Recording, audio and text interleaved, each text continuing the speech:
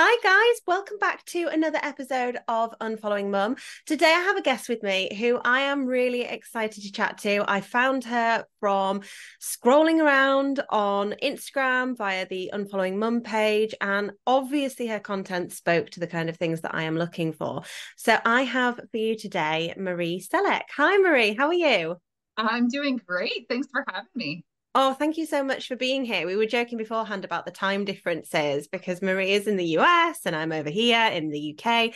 And it's such a nightmare sometimes trying to work out these different times. But it's really lovely to meet you and have you on the podcast. Could you tell listeners who are not familiar with what you do a little bit about what you do and who you are? Absolutely. So I'm a licensed therapist in the state of Michigan in the US, but I'm actually turned empowerment coach. And so I'm an international empowerment coach. I focus on emotional neglect, specifically for women from their mothers. So I help women overcome the impacts of their emotionally unavailable mom. Oh, I think that's going to relate so much to so many people. It certainly does with me. I had a very difficult relationship with my mum. I was not aware of my relationship with my mum was.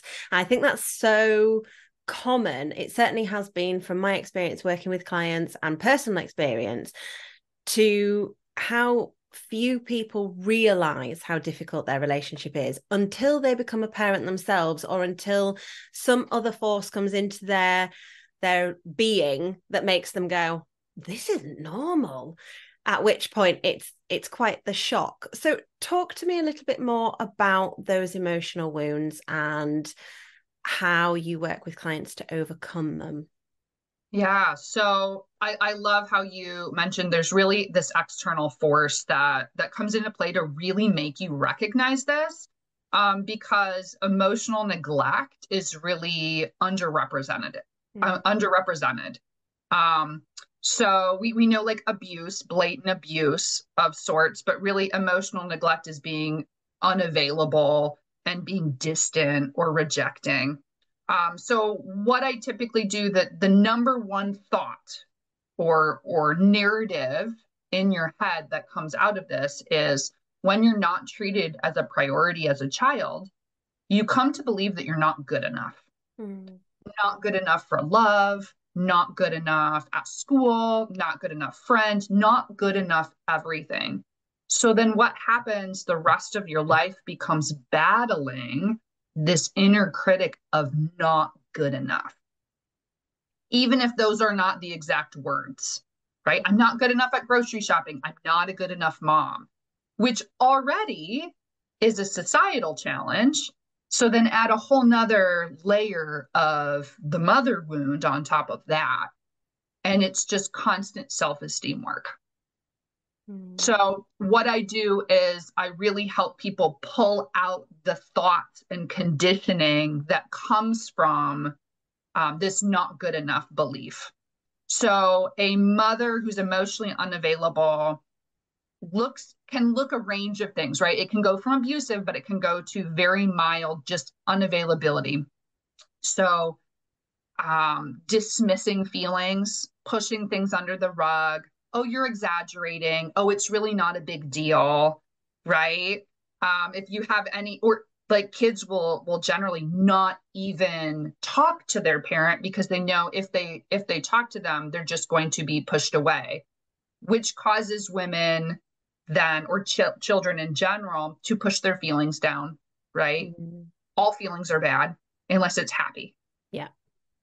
So this significant disconnect between emotions and reality and all of that. So I help really work on that emotional connectivity, like recognizing complex emotions, but also overcoming the narrative in your head that has been conditioned.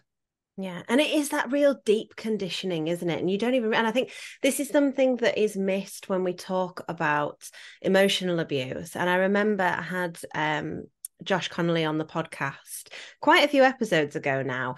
But one of the things that he'd said was that emotional abuse, the power of it is how deeply it affects you and how hidden it is and the power that it holds over you, because you don't realize that these little behaviors that you have picked up on, that you have internalized, they're all things that you have been conditioned to believe about yourself. And it's interesting that you say every emotion is bad apart from joy and happiness. And it reminded me, the Disney film Inside Out, that Oh, always yes. that I always love it. really strikes me, because it is part of our, not just conditioning from our toxic parents, but also kind of our societal conditioning, that every emotion should be repressed and that joy should always be in the driving seat, as opposed to allowing ourselves to feel a spectrum of emotions, which is something I really struggle with. I said to my husband a few days ago, I'm really flat at the minute and I can't work out why. I think it's coming back from holiday, it's the change of the season, it's feeling pressure to have more work going on. It's so many little things that are really adding up for me and making me feel, quite frankly, a bit depressed. And yet it feels like a bit of a failure to say that. I'm like, well, what's wrong with you? You've got all these things going on. Well, you've also been conditioned to question and re-question yourself. Yes. So because psychological abuse and neglect is like you said, so utterly ingrained, you're taught to question your own emotions. Well, I'm not getting this validated. It must be a problem with me. Yeah. But then the problem is you also, because you're then conditioned to question yourself, you question accurate feelings. Oh, I'm feeling sad, or I'm feeling frustrated. Oh, it's my problem. I need to do something to solve it. And it's like, no, feel through it. Yeah. Right. But it's always correcting and questioning and re-questioning yourself. And if somebody else challenges any feeling, it's, oh, they must be right. Yes, yeah. And it's exhausting, that constant questioning of yourself, that constant, am I exaggerating this? Especially if you have grown up in an environment where you're constantly told you're being too sensitive, you are over exaggerating, or you're just creating problems, and given that message of you are the problem. Because I think that's something that we so often, when we grow up with toxic parents, and quite often I think, we say, oh, it's unintentional, it's done without, it's quite often it is done with intention. In my case, it was definitely with intention to create me as the problem, as opposed to being accountable or being self-reflective and self-aware. And it's really difficult to shift that message of you are the problem. So what are some of the things that you do when you are addressing the mother wound and looking at that negative self-critic to kind of nip it a bit and change Yeah. it? Oh, this is my favorite. So, is that thought realistic or helpful? Is what I tell people. And I mean, I want you to look at absolute facts. If you're saying, and this is sometimes the really low level underneath all the junk one, is not I'm not good enough, but it's really I'm unlovable. Mm-hmm. And so it's like, okay, give me facts that prove that you're unlovable. Well, nobody can find any. Okay, so historically, maybe you have felt that way, but no, I want concrete facts. What makes you less lovable than the next person? Is that a fact? That, because when you say you're unlovable, you're saying you're always going to be unlovable. There's nobody in this world that can love me. And so I say, okay, do you know that as a fact? Can you prove that really in the rest of your life, you're never going to have anybody love you? And so any of those thoughts, I'm a burden. Okay. Has anybody ever, in the situation that you're talking about, have they told you that you're a burden? Right? Is what you're asking them to do, are they showing that that's too much for them to handle? Right? Are they sacrificing anything to help you do that? And a lot of times it's an absolute not, right? It's a neutral response. Okay, there's no evidence that you're a burden.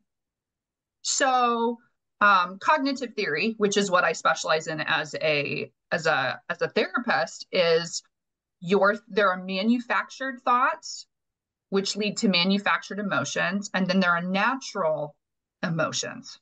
Manufactured emotions and manufactured thoughts are based on things that you tell yourself. So, but these can be very inaccurate, right? I'm not Yeah. good enough. I'm a burden. I'm unlovable. And so it's really pulling apart. Well, if you pull apart the thought and make it more accurate, the feeling changes. So less guilt, less shame, less questioning and re-questioning yourself. Right. I guess it's quite an analytical approach to it, isn't it? Of analyzing those thoughts, those feelings.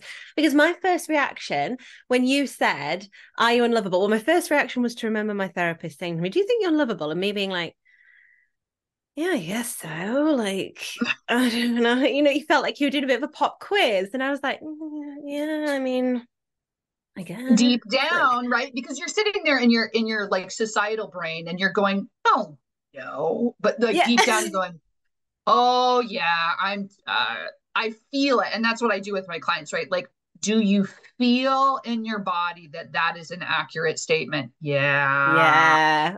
Okay, then that's what you're really telling yourself. Yeah, that's it. And it's separating because I really pushed back against it. I was like, well, yeah, no, I think I am loved. I think I'm lovable. And then the more that we broke it down and the more that we looked at it, the more it came apparent that actually, no, I did have this internal message of I'm unlovable. And it was a really difficult one to reconcile with. And then my second thought, when you were saying about, are you a burden and you can look at this, my second thought was, I could probably come up with a way in which I could find a fact for that and be like, yeah, no, And I then could. yeah, right. But except for your facts are based on historical experiences, but even those experiences don't really make it a fact. Exactly. And that's what is quite difficult, I think, to wrap your head around, because you could come back and say, well, no, because I had this relationship and this happened with my parents, and then this happened with a partner, and then this happened with, but none of those actually are you.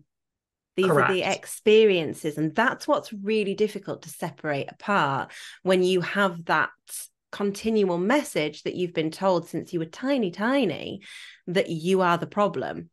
And it goes back to rerouting that. Oh, yeah. Well, and you also think of with that, and this is why I help pull out those experiences, right? Is do experiences determine your worth? Do your experiences or what other people say, does that mean they're fact? Right? If somebody says you're a burden, are you automatically believing them? Because like, are they a accurate source of information?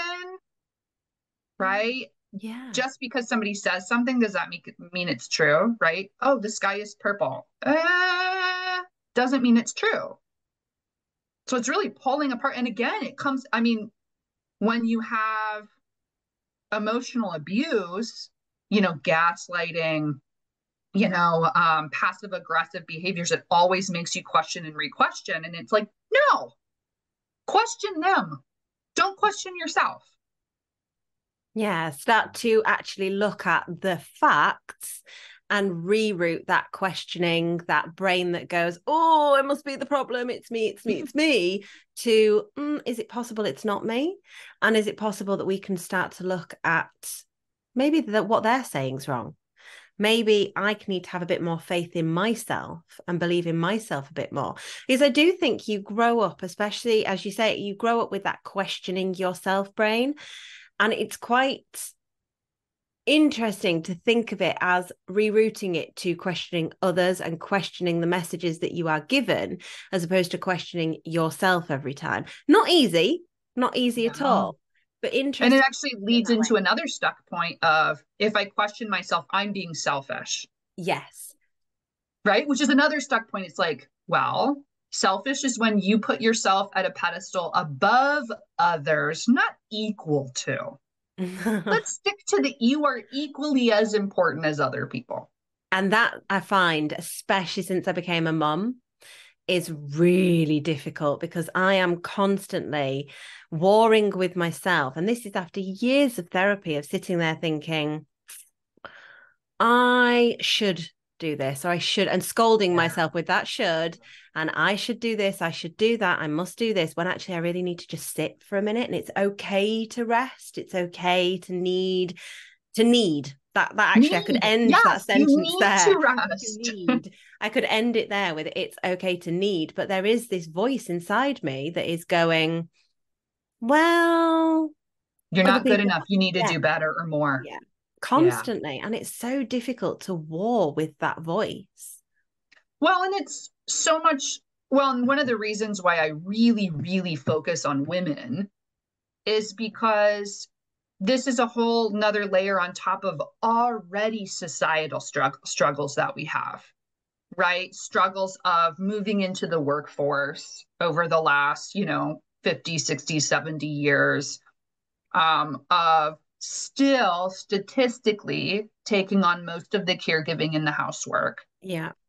And then you add them. That's just normal, right? That's just what every woman struggles with. And then on top of that, you have this layer of not good enough, need to be doing more, which manifests and looks like anxiety and depression. Yeah. Yeah. So I get a lot of people coming to therapy, anxiety and depression, and then we pull it apart and I'm like, here's the other layers, right? Yeah. Here's the other layers is what you're telling yourself, your conditioning, all of this stuff.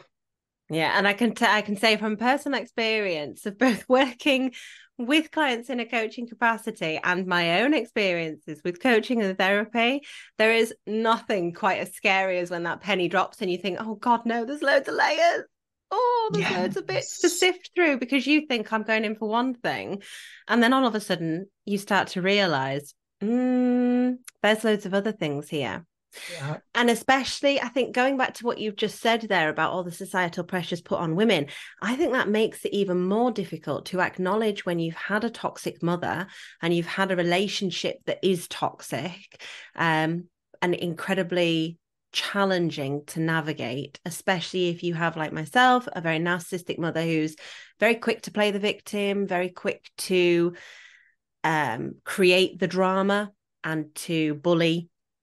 And if you're in that position, it's really difficult, especially when they're a single mum, to come forwards and say, you know what, actually, my mum did all of this and this wasn't okay, because there's no physical abuse there.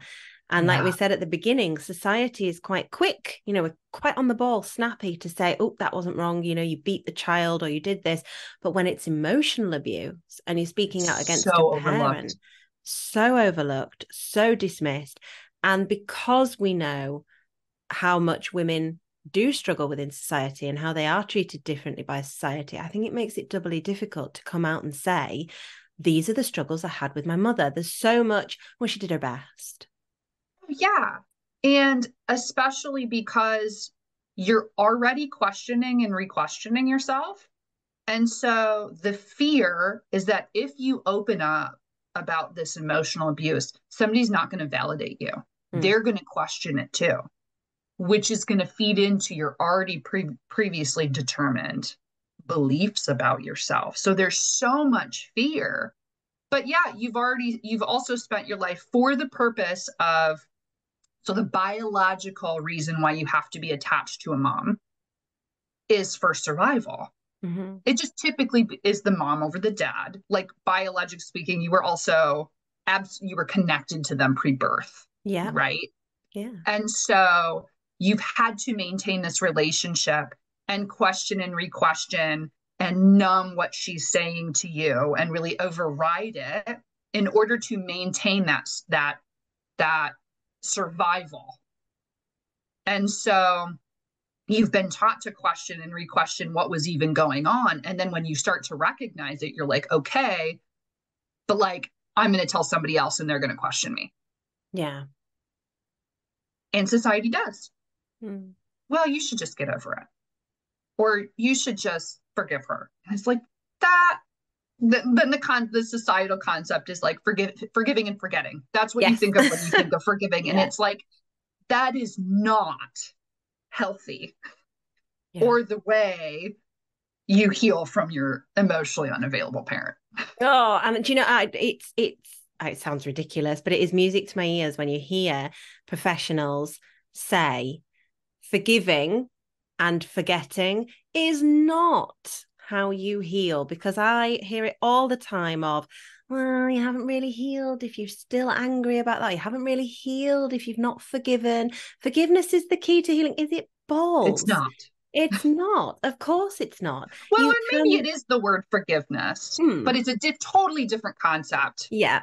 And I think you can forgive yourself for the position that you were in, and you can forgive and move on, but that doesn't mean that you have to say, oh well, I have this big moment of forgiveness, or of stepping into their shoes, or any of these things. You can both acknowledge that the way in which you were treated was wrong, and that you deserved better, and that Yes. you should protect yourself from that relationship if they're not willing to work on themselves, and move forward. We don't have to stick in a place of forgiveness forever. Yeah. It's forgiveness with this stuff is exactly that. It's acknowledging, and a lot of it is acknowledging that it's a generational thing. Mm-hmm. She learned those patterns in a really bad way, and they came from other traumas usually. But that it still wasn't okay, and you still do not continue to expose yourself to it. Yeah, exactly that. Exactly that. You don't have to continue to expose yourself to these things. And that doesn't mean that you've not forgiven, or that Nope. you've not acknowledged their struggles. And I always say we have to stop confusing being, confusing empathy with enabling. You can have empathy for those Yes. struggles that your parent had. You can acknowledge that, hey, look, they had a really difficult childhood themselves. They learned these behaviors, or they've had this happen, or perhaps they're this way. You can acknowledge all of that and say, I feel that that was really sad at that time, but I don't have to enable them to do it to me. I think another thing to really keep in mind is people who are healing, of course, are very, very empathetic, right? Is they want to save everybody from ever feeling any of those feelings. Yes. Sometimes they can even be overly empathetic towards their parents. But the problem is that empathy is putting yourself in their shoes with what you know about life, but that other person actually may not have those same emotions. Mm. Like I've had with my parent is I used to call them regularly because they were home alone, and I empathized. I said, well, if I were in that situation, I would be really lonely. They're Yeah. not lonely. So I can't actually use empathy in that situation. I have to look factually. They don't reach out to people. They seem perfectly happy. There's no evidence that they're lonely. And so I also have to choose what I don't empathize with them on, and recognize how I say it is a fish in water. You can't tell them that there's water. Mm. They don't recognize it. And so sometimes if they've never had any sort of connection, they don't value that. Yeah. And so I have to really focus on what I'm not going to empathize with as well, because they don't understand human connection like I do. I love that. And I think from my perspective, I had a very enmeshed relationship with my mum. So there was that constant need for, why are you not contacting me? Why are you not doing these things? Yes. So when I speak to people and they have quite the opposite, where they've almost just been dismissed by the parent completely, it's like, well, you've cut contact with me. I don't care. Whatever. I'm not bothered. They're not hardly even aware that they've had contact cut. It's a different kind of dismissal and a different kind of Yes. neglect. And when you put yourself into that position of saying, well, I want to reach out to them because I feel that's the right thing to do, that's what I'd want someone to do with me, you're quite right. That might not be the way they feel, and it's okay for you to step back from that. That's not your responsibility to fix. That's exactly how I've had to deal with my parent. Mm. And especially kind of like we talked about in the beginning, these aha moments. You especially have them when you have kids. Oh yeah. So all of it comes to a head when you have kids, right? As most of the women I work with have kids because they've kind of hit that moment of you love these children unconditionally. And then you kind of go back in this narrative through your head and your history and go, I can't believe somebody would say that to me. I Yeah. would never, ever even dream of doing that to my kids. And also, my parent never calls and never called to ask to meet my child. And I actually had to, after 3 months, I had to make the choice that I'm going to ask to get together for coffee just for me. And then Mm. I can say it's done. Yeah. Right. Just so that they can meet her and then it will be done. And I don't have to, but there's no desire to have this relationship. And it's just so strange because you're like, this child is amazing. Yeah. Right. So just these huge changes in putting yourself in a parenting role with your kid and looking back at the parenting role from your parent and going, wow. Yeah. Wow. Wow's exactly it. And like you say, it's those eureka moments of looking at it and being like, I just wouldn't do that. I can't Right. imagine saying that. I can't imagine putting my kids. And it's funny because as my kids are getting older, I have a nearly 13-year-old, very nearly 11-year-old, and an 8-year-old. And I look at them, especially the older boys, and I'm like, oh, we were talking about it the other day. We were going to put something on the TV. And I said to my husband, oh, I really used to like that when I was his age. He is 10, like a week away from 11. And these were programs that were so inappropriate. And not just, oh, the age rating was Oh, yeah. high and they were okay, but the age, no, these were like full out horror movies and Yeah. gore fests and things. And I was like, oh, that was one of my favorites. And my husband just looked at me and was like, yeah, remember we don't, Yeah. Remember, we're not doing that. we don't do those things. We don't remember. We're not going to do that. And like when it comes to my kids being home alone, I've really warred with that because my eldest is very much like, you can leave me for like the full day now. I'm Yeah. practically a teenager. And I'm like, no. And I will leave him for small periods of time because it's giving him a little bit of responsibility. I know I can Yeah. trust him. And you have to start at some point doing that. But I remember being my daughter's age of 8 and being left for the majority of the day whilst my mum was at work and completely unreachable for like 12 hours throughout the summer holidays. And we could call it necessity, but it wasn't. There were other things that could have been done. And when I have these different stages in my parenthood, I start to look at my kids and be like, wow, that's what happened to me at this stage of parenthood. And that's messed up. And it's really difficult to, firstly, realize it. And secondly, sometimes very difficult not to fall in the pattern of doing it, not realize it. And that's what scares me more. And something that I speak to a lot of people about is the fear of repeating that pattern and falling into the cycle. Oh, yeah. So with parenting especially, there's this tendency to overcompensate for Yeah. not being your parent. Like you're so hyper focused on not being your parent that you don't notice. Really, I talk about a pendulum, Yeah. right? This is your parent, you go polar opposite, Mm-hmm. usually, in a lot of the healing stuff. So not being able to discipline because you're so afraid they're not going to love you or they're going to feel disconnected, right? Mm-hmm. Yeah. Or having difficulty, right, over not letting them be any independent at anything, Mm-hmm. Mm-hmm. right? Yeah. And so it can be really hard to bring it back into the middle and really assess. There's also this fear, yeah, that they're going to be disconnected, or if you yell at them, they're going to hate you or they're not going to feel loved. Yeah. And really, how I tell people is like, again, we're going back to evidence. What is the evidence that shows that your kids are deeply connected to you? Yeah. They ask for hugs. They come and talk to you when they have something to talk about, emotionally, school, anything. Yeah. They want to be in the same room as you, right? They're excited when they come back and see you. Different stages of life, right? Of course, yeah. I'm thinking But my 12-year-old, nearly 13-year-old excitement is not an emotion he expresses when he sees yes, my me. 14-year-old is not super excited to hang out with Food, us. Yeah. food, he's like, hey, Yes. you're my guy for food. And I love that. Yes.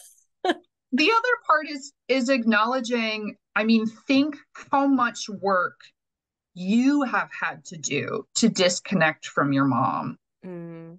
and how much work it takes to disconnect from that survival parent figure. Like your children would have to work hard to disconnect from you. If you're a good enough parent, you show them love and kindness, and there's no way they're going to disconnect from you. They'd have to work hard at it. They're not going to work hard to disconnect from a mother unless they're toxic. You're not. Yeah. That's it, isn't it? It's acknowledging how very difficult it has been to sever those ties, to move away from the things that my parent has instilled in me, and to create my own identity, really, because when you are enmeshed, you don't have one. You have the identity that they tell you to have. And I think that is the same when you are neglected or enmeshed or whatever it might be. Growing up with a toxic parent, it's so difficult to forge your own identity. And when you do, and you go through that fire of being able to create your own identity, be your own person, work out what you love, what you don't love, all the things that make you you, that's so much effort and so painful at times. Your child is not going to do that. No child does that unless the parent is toxic. And if you are there, and I always say this as well, that if you are there and you are actually doing your best, which sometimes might fall short and might be problematic, but you're willing to be accountable and acknowledge that and validate how they feel about that, there's so much power in that. And it's really difficult. Like, how different would everybody's life be if we had parents that would apologize when they got it wrong? Oh, yeah. And so, I have women come to me sometimes well, my kids are grown. I can't change anything. And I think what I tell them is, imagine if your mom right now sincerely worked on changing, like not the fake stuff, right? Sincerely worked on changing. Would you let her back in your life? Everybody's going to say yes. It would take some work, but sincerely, if they sincerely started to change and were working on their self and apologized and acknowledged and was facing their guilt and shame, they would heal. They would applaud you and they would heal with you. So regardless of if your children are adults, it's you do the work that still impacts your adult children, regardless of the age. And I think that's something that you find so often with toxic parents, that they're just not willing to. Yes. And that's where it comes into play. Is that they don't have the self-awareness and they choose not to. And I think that's the really frustrating thing, is that doesn't impact your worth and it doesn't say anything about you as a person. But to know that that one person could choose you and still continues not to, that's really difficult to make your peace with. Totally. And then if you're the parent that has still struggled with doing your own healing while raising your kids, like, recognize you can still do good enough and acknowledge your imperfection, that you still have that insight, you still have that growth mentality, you still have this, I'm trying to do what's best for my kids. If you have any effort into it, it still makes a big change, a big difference to your kids. They see the effort versus the complete denial. Yeah. Oh, absolutely. Absolutely, they do. And they feel it as well. Yes. They feel it. They feel that because we're all going to, and I say this all the time when I talk about cycle breaking parenting, we're all going to break certain cycles and create others. And that's a fact of life, because times change, things change. And when we do get it wrong, being accountable for it and saying, oh, actually, I'm really sorry that caused you harm. How can we move forward through this? Let me work on that with you, not against you. Absolutely. That makes so much difference. And it's all our first go at this life. That's the thing. And being gentle with ourselves is really important. And that goes back again to the aspect of forgiveness. Yes, it was your parents' first go, but what the difference is there is they were not willing to do the work. They were not willing to change. And it's okay to acknowledge that and remove yourself from that. Yeah. And then it had nothing to do with you. Yeah. It was absolutely them. And I think that's a really hard one to accept. It is that it had nothing to do with you. It had everything to do with them. I tell people, there's still lots of people that are very much holding out this hope of their parent to change. And how I kind of tell them about it is, in order to change and heal, they would have to acknowledge an immense amount of guilt and shame for doing the things that they've done in their life. Do you actually believe that they have the strength to do that? And most people say no. Okay. Now, do you have the strength to face little tiny pieces, right? Of, oh, yeah, I could have done better, right? Yeah. But not let it turn into guilt or shame, right? Correct. Keep going, Yeah. saying you're doing good enough, but not a lifetime of built up guilt and shame of the things that you've done wrong, right? Which they're covering up. Yeah. That's a really interesting way to look at it. And I love that, because it's, if you were to really look back on your life, when your adult child has come to the point where they feel that the only way for them to protect themselves is to completely cut you out and really acknowledge and accept the reasons as to why, that would be overwhelming and huge, and would take so much strength. And they've already shown in their actions that they don't have that strength. Correct. Which is really hard. But really, I find that quite comforting to look at it and be like, that really solidifies how that is nothing about you. It's their inability to be able to handle acknowledging their behavior, to be able to handle all the things that they've done and accept them and say, yeah, I was wrong there. Because you can't change it. And this is the thing. It's so often passed off as, well, it's what's done is done. We should move forwards. And yet you can move forwards, but only with acknowledgement of what has been done. And change. Yeah. And that's hard. Acknowledgement and change, not just like, well, it's done. It's yesterday. Well, and that's how I say, like, emotionally unavailable parents are very one-dimensional. It's very much like, I want this, I'm going to get it. Right? No thought about anybody else. Or I feel this way, like I'm angry, I'm going to express anger. Yeah. Whereas with empathy, multidimensional, right? I'm angry. Who might this impact? Okay, I'm going to change my behavior so that it doesn't impact other people. Yeah. Or like, I want this. How is that going to impact other people? Okay, I'm going to adjust. It's just, I want this. I'm going to do this. I'm angry. I'm going to yell at you. You know, I'm frustrated. I'm going to call you names or whatever it is. Yeah, that is really one dimension. I never really thought about it in those terms of how one dimensional that actually is, and how there is, it's always like a two-step program of I want, I get, I need, I do. And I think that's a part of why we, having grown up with emotionally unavailable, toxic parents, is that we internalize so much because we're so busy thinking, who's this going to impact? How's this going to look? What's going to happen? What are the outcomes of this? Should I do this? Oh, well, I'm not worthy of that. Where you're trying to solve your mom's feelings. She's angry. What do I do to solve that? Right? Yeah. Because her feelings are my feelings. Yeah. Right? A constant life of fawning. Constant. Yeah. A constant life of fawning. And that's really difficult. And I find it quite interesting as well how these very different experiences they affect you, yes, in different ways, but sometimes also in very similar ways that are quite circular, in that you have these messages and you always take it on you.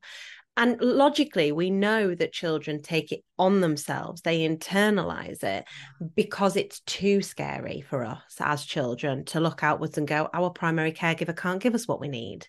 Right. They can't meet our needs. Because if you do that, you disconnect and they're your survival. Exactly. And that's a mammal thing. Yeah, exactly. Yeah. It's not, we are not wired that way. And no matter how strong of a child you are, how independent you are, how amazing you are, for you to actually disconnect from that primary caregiver would be nigh on impossible. Yes.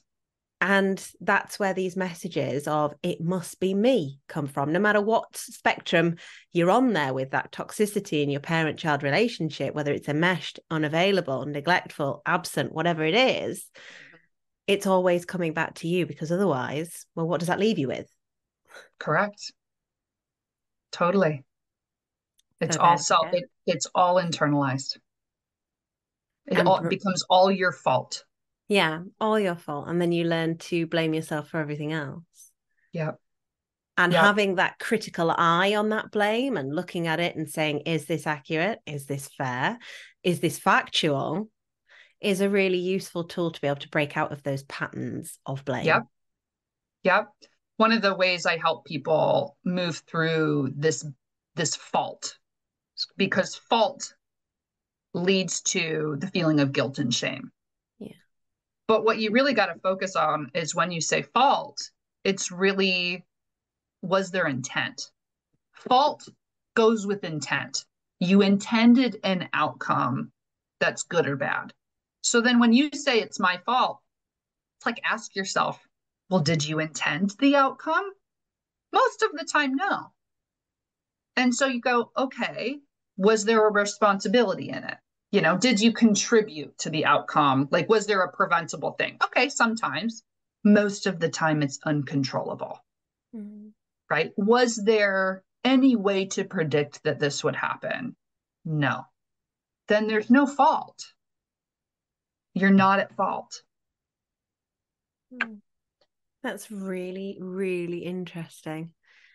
Just analyzing it and stepping back from it sometimes, which is really hard to do. Yeah, very. Is so It's taking powerful. the emotions out, because the emotions are what makes things muddy. Mm. And again, what we're doing is we're pulling apart the manufactured emotions. They're essentially fake emotions. So they're based on something you're telling yourself. Now, natural emotions are like grief, sadness. Anger can be natural if there's an injustice. So Yeah. you also like mentioned a little while ago of like, you know, forgiveness and anger. Well, there is a healthy portion of anger there because there was injustice done to you. You Yeah. lost your childhood. So some anger is natural. Now, if you're saying something else to yourself that's really toxic, it can become unnatural. Yeah. But we really, once you pull out the manufactured beliefs and emotions, you're left with natural ones, and those are not as intense or hard to feel through, because a lot of this is just a lot of avoidance of feeling. Yeah. But you want to feel through the natural ones and you want to challenge the manufactured ones. Yeah. And it's tough to separate between what is manufactured Yes.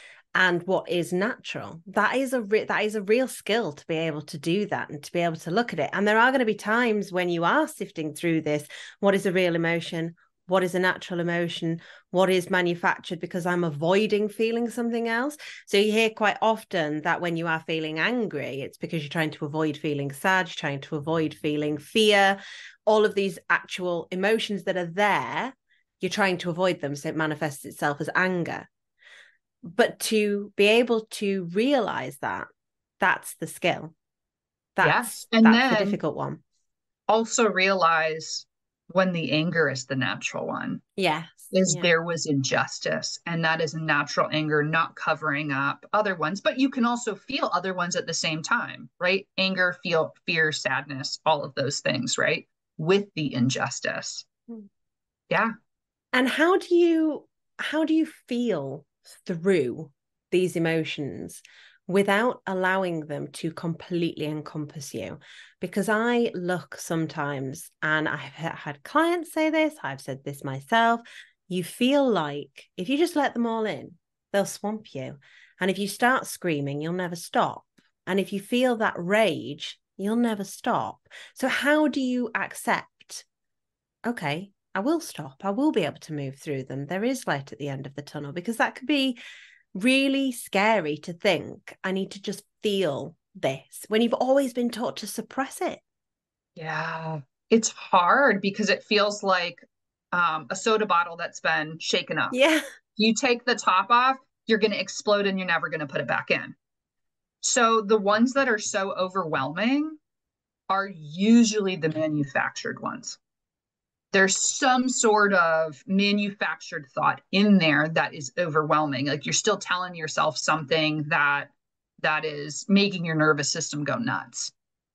So the other part of it when it's natural is just giving yourself permission and understanding of, I'm allowed to be frustrated right now. I'm allowed to feel really sad right now. Because a lot of it is, again, avoiding, right? Nope, it's something, it's me. Yeah. This is the manufactured one. There's something wrong with me. I'm feeling all of these emotions so much. Well, that's feeding those emotions to be manufactured, which means they're overwhelming, right? If you validate or even say to yourself, kind of like you mentioned earlier, I don't really know what I'm feeling right now. I'm not feeling average right Yeah. now. So there's some feelings going on. I don't exactly know what they are. So just acknowledging that, what has happened in the last couple days that might be contributing to me just feeling off today. Yeah. Mm. You don't even have to label it, but just acknowledge I'm feeling today. I don't know what I'm feeling, and that's okay. But I'm going to give myself some grace because it might impact patience. It Yeah. might impact, right, other parts of my life. But I'm going to give myself a little more space today to figure out and just feel. Or Yeah. maybe I need to go for a walk, or maybe, what is it that will help you just not even identify the emotions, but just let yourself feel them. Yeah. And that's that self-awareness, Mm-hmm. which is a huge part of healing and moving forward, is becoming more aware of your sense of self, which again is really difficult to do when you've never been allowed to develop a sense of self. So it all feels like it can be a bit too much, but it's little by little by little picking apart all of these messages that you've been given and allowing yourself to blossom. Yes. Let yourself be your most authentic self, which is most of it is learning to listen to your body. You've overridden your gut feeling from a really young age. So Yeah. your gut feeling of this is unsafe or this doesn't feel good because you needed to. And so you're also learning to just feel, okay, what is your gut telling you? What are the feelings? What is it telling me? So if I have a feeling, what is it communicating to me? If I'm sad, I need to rest, right? Or maybe I need to be around other people. If I'm lonely, I need to be around people or have some sort of connection to people. Um, if my gut is telling me I'm unsafe, it means you need to distance yourself from the people that you're not feeling safe with. It's really a lot of listening to your body and going, okay, what is it telling me that needs to be done? Yeah. And I love that. And I think that's a powerful message, to listen to your body, because you've grown up not listening. You've grown up shutting it down. So to now, as an adult, realize that you're safe with yourself to listen to yourself and You get can comfortable with trust you. yourself. Yeah, exactly. And Yeah. that's so hard to do. That you could Yes. have a whole podcast episode just on trusting Oh, yourself, you can trust your because that's it. perception. Yes. Yeah, You it's can trust it's you. yeah, Yeah. you can trust you. You can trust you. I think that is a really good place to end the episode. Marie, thank you so much. That was Thank really you for having insightful. me. Can you let my listeners know where they can find you, please? Yes, absolutely. So my Instagram is mother wound coach. So mother underscore wound underscore coach. I also have a website, which is meselleckcoaching.com. You can check me out there. Amazing. That's great. Thank you so much for being a part of the podcast and for coming and sharing your knowledge with us. Thank you so much for having me. Guys, I will speak to you again next week. See you later.